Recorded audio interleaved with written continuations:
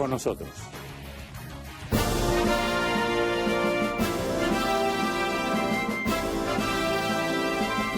Ahora, con Oscar Aza. En estos momentos la violencia está a full, sobre todo con los menores.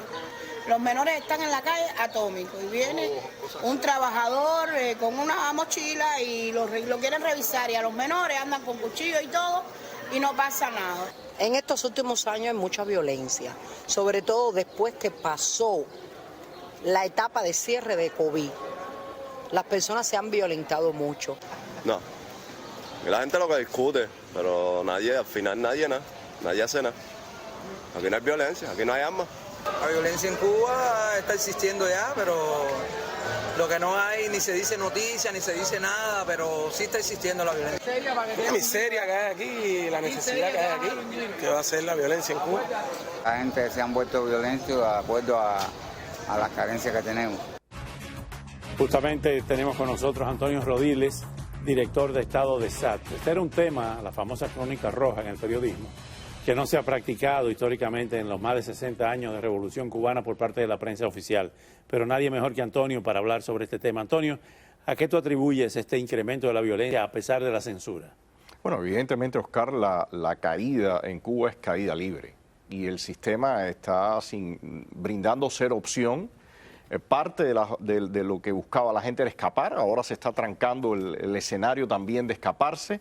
Y por supuesto la gente tiene que sobrevivir en un escenario donde la inflación es tremendamente alta, la escasez es tremendamente alta y como te decía, sin opciones. Una persona entrevistada hablaba de la juventud, claramente esa juventud sin ningún tipo de aspiración. Hay un vacío también en el tema educacional, moral, ético en el país, y todo eso, por supuesto, desemboca en esta cuestión de la violencia. Siempre ha habido feminicidio en Cuba, el tema de las sociedades machistas como las nuestras en Latinoamérica, pero en Cuba eso se tapaba en la prensa oficial. Pero mira, Oscar, la violencia en Cuba en este momento está generalizada en todos los aspectos. Si se diera ahora mismo cuántos hombres se matan a puñaladas en broncas en las calles, sería un número altísimo. O sea que la cuestión es que el régimen, por supuesto, como se dice en buen cubano, se llenó la boca hablando de los derechos de la mujer y Vilma Espín y toda esta cuestión política, que en un final, en momentos de crisis,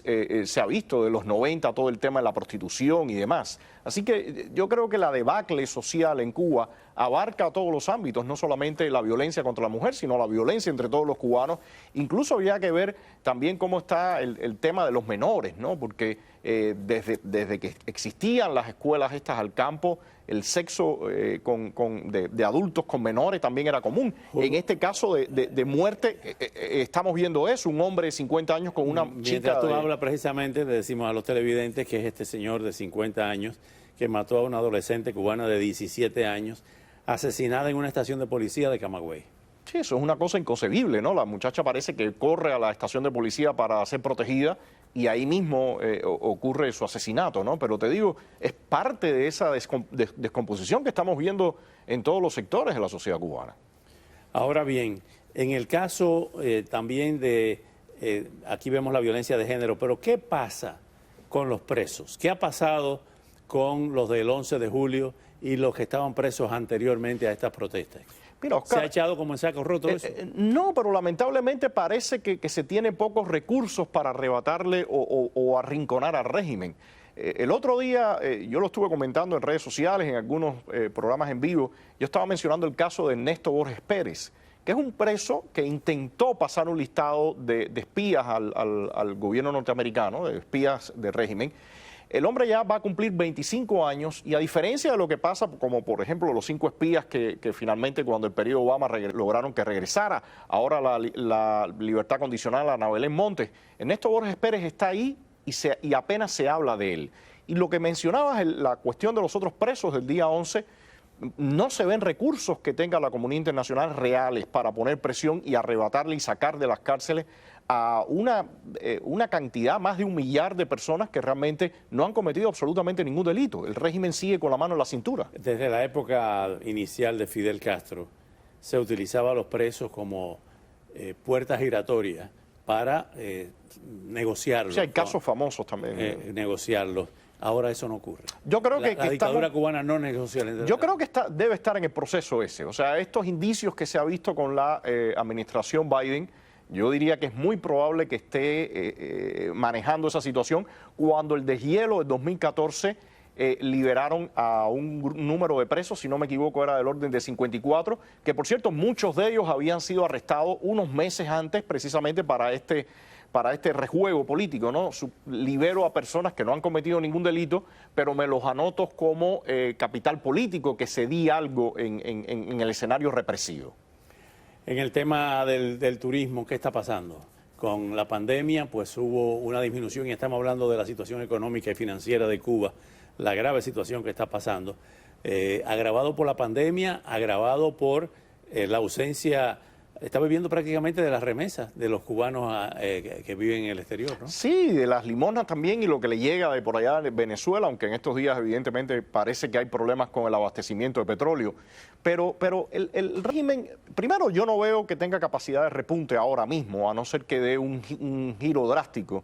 Ni siquiera está en las mismas condiciones de los 90, que creó toda aquella expectativa de que iba a haber una solución, quizás un tipo de perestroika o transformaciones. Engañó y embaucó a muchas personas. Pero el tema aquí, Oscar, me parece, discutir hasta dónde puede llegar la miseria en Cuba para que el régimen, y que sin embargo el régimen se mantenga en el poder y siga controlando con mano de hierro al cubano. Porque esa es una pregunta que me parece que tenemos que hacernos con seriedad, ¿no?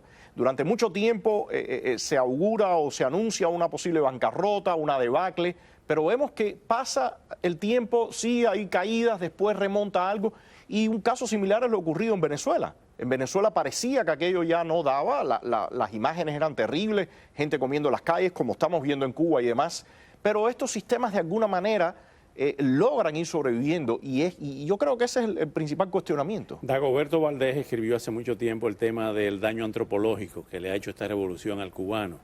Ese daño antropológico se refleja en que el cubano ya se acostumbró a vivir en una cultura de la pobreza, como el pueblo haitiano. Yo no diría, porque el 11 de julio es una muestra de que la gente no se acostumbra, entre comillas. Lo que pasa es que evidentemente estas oleadas de rebeldía se apagan en la medida si el régimen logra reprimir y no hay ninguna respuesta. Y eso es lo que hemos visto en este momento. El régimen reprimió con toda crudeza y no se vio una respuesta por parte de los actores políticos y la comunidad internacional ante esa acción del régimen cubano. Sin embargo, el deseo del pueblo cubano es salir de Cuba, lo estamos viendo en este éxodo, pero también el hecho de que se le ha perdido el respeto y el miedo a la autoridad, por parte de la juventud principalmente. Pero Oscar, la gente, a ver, es como, yo estoy en un estadio en el que sé que puedo, en qué rango me puedo mover, pero de ahí para allá le pasa lo que le pasó a la gente el 11 de julio. O sea, y lo que vimos después durante todo el 2022 de las protestas por los apagones. El régimen ha sido muy enfático en las sanciones a personas que simplemente se manifestaron en la calle en contra del tema de los apagones.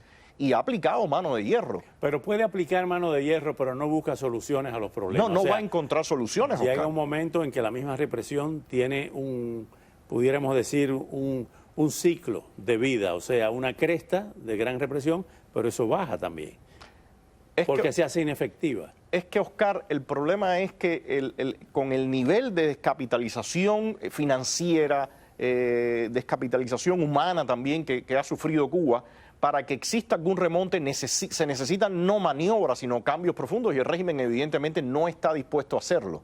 Pero ahora, ¿hasta dónde puede mantenerse o ellos pueden perdurar haciendo o sea, con esa mano de hierro y sin hacer transformaciones profundas?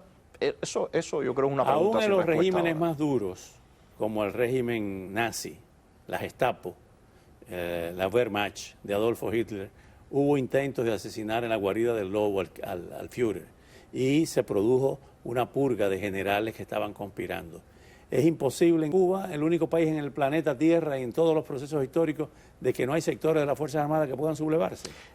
Pero tendría que haber una contrafuerza, que eso no se está viendo por ninguna otra parte. O sea, los alemanes sabían que estaba el mundo occidental ya pujando y que ellos se jugaban la vida. Y muchos de ellos terminaron en juicio. En el caso de Cuba o Venezuela, lo que estamos viendo es que no existe esa contrafuerza ni tampoco te lo tengo que decir, y es lamentable, la voluntad política de que exista una fuerza de reemplazo, sobre todo una fuerza política al interior de la isla. No se ha apoyado una oposición con el ímpetu o con la voluntad para que realmente sea un reto al régimen. Rodiles, gracias, Antonio, por venir al programa nuevamente. Muchas gracias. Y al regresar, Ucrania se prepara para una nueva ofensiva rusa con motivo del